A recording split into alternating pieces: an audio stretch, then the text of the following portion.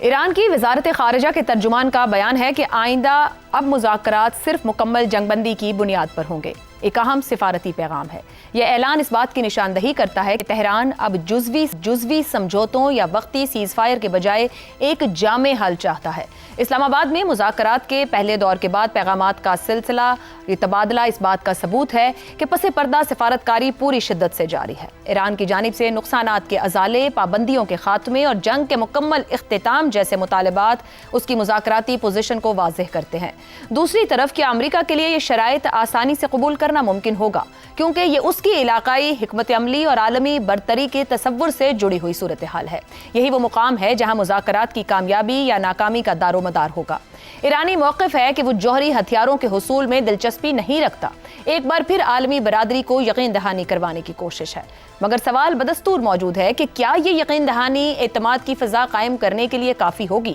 اسی طرح ایران کا یہ اعلان کہ وہ اپنے حقوق پر کوئی سمجھوتا نہیں کرے گا اس بات کا اندیا دیتا ہے کہ مذاکرات آسان نہیں ہوں گے۔ موجودہ صورتحال ایک بڑے سوال کو جنم دیتی ہے کہ کیا یہ مذاکرات واقعی ایک مستقل امن کی طرف لے جائیں گے یا یہ صرف ایک اور عارضی وقفہ ثابت ہوں گے۔ حقیقت یہ ہے کہ اس تنازع کا حل صرف سفارتی میدان کے سیاسی ارادے کا بھی متقاضی ہے، اور بھی وہ عنصر یہ ہے کہ جو اب تک سب سے زیادہ غیر یقینی صورتحال ہے وہ یہی ہے کہ کس طور اسے منطقی انجام پر لے جایا جا سکے گا۔ اسی پر پینل کے سامنے سوال رکھیں گے۔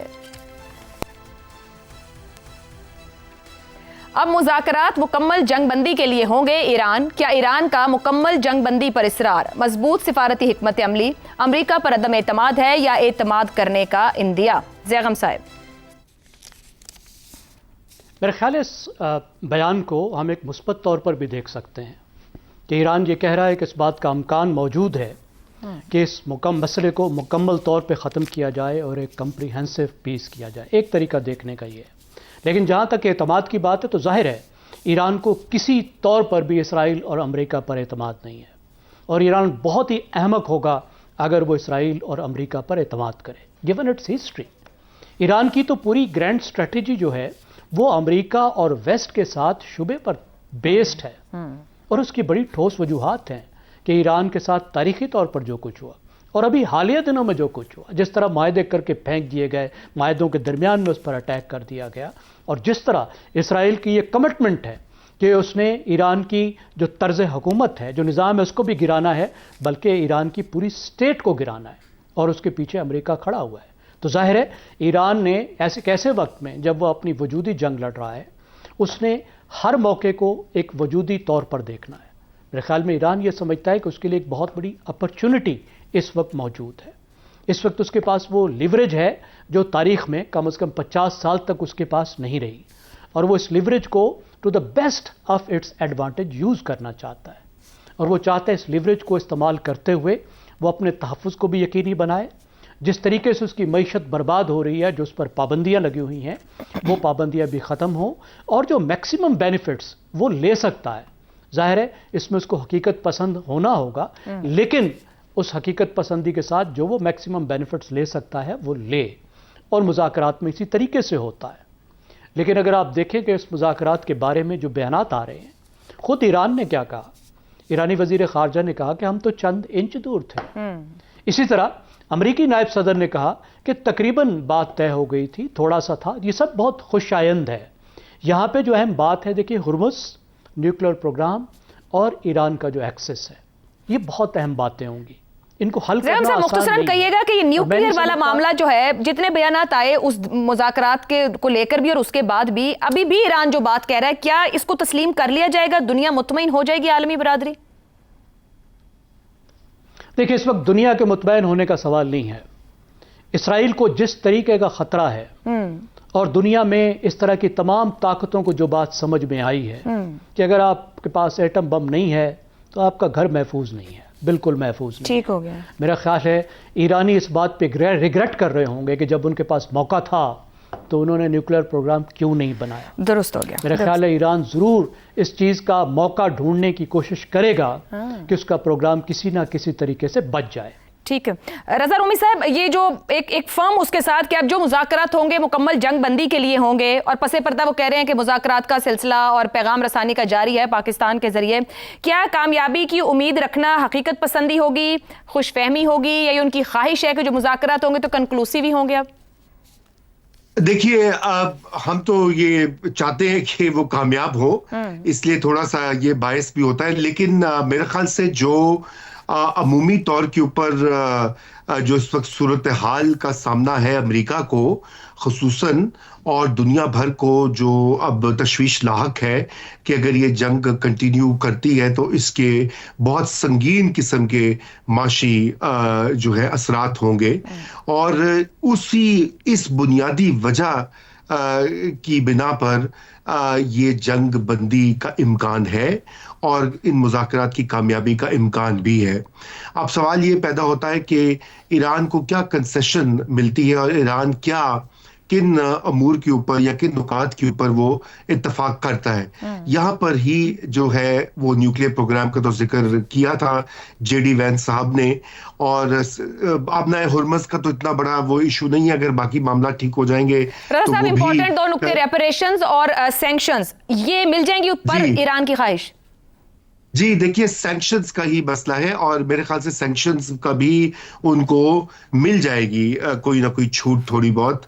ریپریشنز مشکل ہے، اور لیکن یہ کہ جو بھی طریقہ کار ہو یہ بہت ضروری ہے کہ یہ مزید اس جنگ کے جو پھیلاؤ ہے اس کو روکا جائے، کیونکہ یہ ایران کے لیے بھی، پاکستان کے لیے بھی، خطے کے لیے، دنیا کے لیے ایک بہت بڑا چیلنج ہے۔ بالکل درست ہو گیا، اور بہت قیمت ادا کر دی ہے پوری دنیا نے۔ شہزاد چودھری صاحب، پس پردہ معاملات، بات چیت، نکات ایڈریس ہو رہے ہیں، اعتماد سازی کا اظہار کہا جائے، جس طریقے سے آج بات کیا ہے ایران کی جانب سے، غیر ضروری اور رسمی سفارتی کارروائی ہے کہ بس اپنا ایک پوائنٹ آف ویو رکھ دیا مضبوط طریقے سے، ضروری تھا رکھنا؟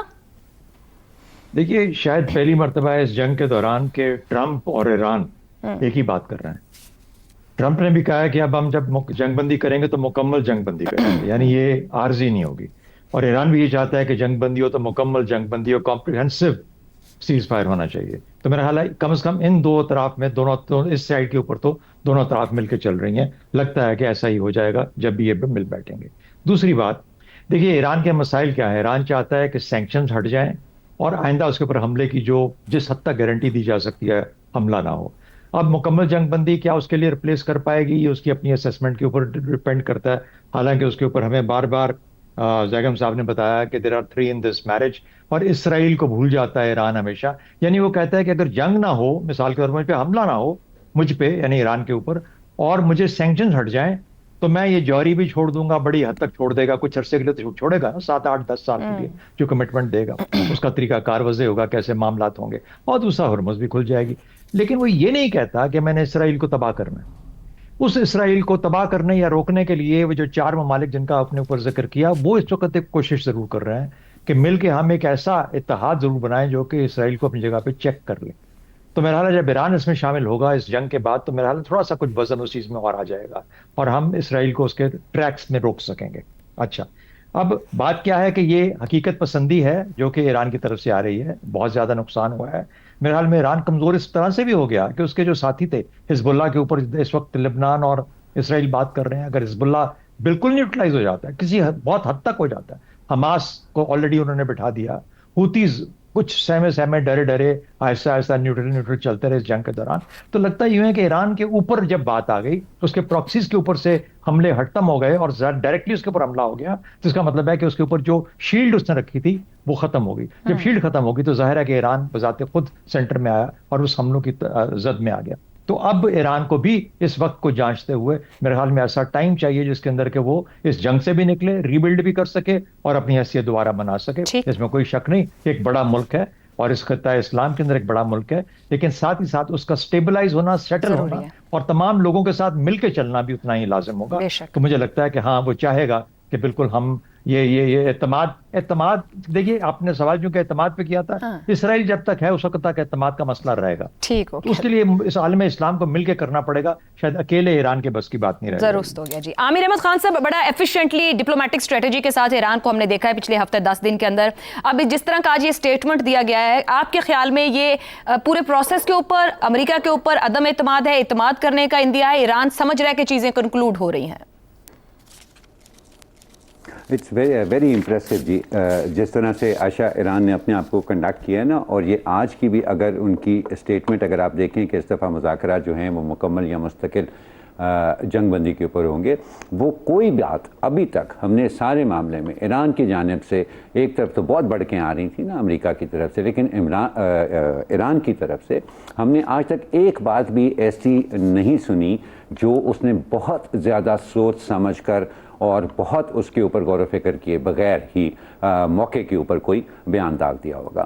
تو اگر آج وہ اس طرح کی بات کر رہا ہے تو اس کا مطلب ہے کہ اس کو بھی یقین ہو چلا ہے کہ ہاں اب یہ معاملہ اس طرف بڑھ رہا ہے جہاں مستقل جنگ بندی کی یا ایک مکمل جنگ بندی کی بات کی جا سکتی ہے. اب یہ کیوں ہو رہا ہے؟ یہ اعتماد کی وجہ سے تو نہیں ہو سکتا نا، کیونکہ دیکھیں ایران اور امریکہ کے بیچ میں جو بد اعتمادی ہے وہ ان دونوں ملکوں کی قیادت کا مسئلہ نہیں ہے، وہ ایک انسٹیٹیوشنل بد اعتمادی ہے. وہ امریکہ کے، چاہے آپ پینٹاگون کی بات کریں چاہے آپ اسٹیٹ ڈپارٹمنٹ کی بات کریں، انہوں نے ہمیشہ یا کم از کم پچھلے 50 برس دادا صاحب انسٹیٹیوشن سے، عامر صاحب انسٹیٹیوشن سے زیادہ تاریخ میٹر نہیں کرے گی ان دونوں کے تعلقات میں؟ ایبسلیوٹلی. دیکھیں انسٹیٹیوشنل میموری وہی ہوتی ہے نا جس کی ایک بہت لمبی تاریخ بن جاتی ہے، تو پھر وہ انسٹیٹیوشنل میموری بن جاتی ہے. تو ان ریاستوں کے بیچ میں بھی وہ ایک انسٹیٹیوشنل مسٹرسٹ ہے ایران کی جانب سے بھی اور امریکہ کی جانب سے. تو اگر وہ مسٹرسٹ دور نہیں ہو سکتا تو پھر اس کی کیا وجہ بنی؟ میرا خیال ہے کہ اب اس پروسیس کے اوپر ایران کو اتنا اعتماد ہو گیا ہے کیونکہ اس پروسیس کے اندر پاکستان کا جو کانڈکٹ رہا ہے کہ نہ تو اس نے امریکہ سے رابطہ اپنا ختم کیا ہے یا کم کیا ہے، یا نہ ایران کے ساتھ ختم کیا ہے کم کیا ہے، دوسرے تمام ملکوں سے جہاں پر اس کو کسی قسم کی سپورٹ مل سکتی تھی بہت ایفیشینٹلی وہ ان کے ساتھ بھی رابطے میں رہا ہے. تو ایران اور پاکستان کے بھی تاریخ جو ہے وہ بہت دوستانہ اگر نہیں بھی رہی ہے تو میرا خیال ہے اس پروسیس کے اندر بہت زیادہ اعتماد ایران اور پاکستان کے بیچ میں بحال ہو گیا ہے، اور اس اعتماد کی بنیاد پر اب ایران بھی کانفیڈنٹلی نہ صرف اپنی ٹرمز جو ہے ان کے بارے میں وہ اور ایگریسو ہو سکتا ہے، بلکہ وہ یہ دعویٰ بھی کر سکتا ہے کہ ہاں اب ہم ایک مستقل یا مکمل قسم کی جنگ بندی کی طرف بڑھ رہے ہیں. یہ میرا خیال ہے it's one of the most positive statements that I have heard. درست ہو گیا جی. پازیٹیو اسٹیٹمنٹ کے ساتھ اسی پازیٹیو کے لیے پروگرام سے اتنا ہی. اجازت دیجیے. اللہ حافظ.